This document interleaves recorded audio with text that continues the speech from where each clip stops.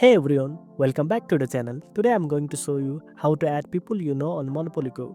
It's a super simple process, and in just a few steps, you'll be able to connect with your friends and family and play together. So, let's get started. First of all, open the Monopoly Go app on your phone and make sure you are logged in. Then, tap on the friends icon at the bottom of the screen. In there, you will see an invite green button with a plus icon. After that, you can tap on the share invite button with the orange color to share directly on social media platforms for the ones you know.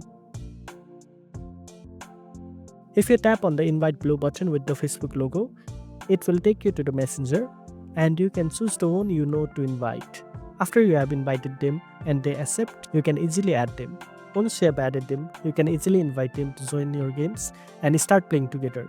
It's a great way to enjoy the game with people you know and challenge them to see who's the ultimate Monopoly Go champion. And that's it.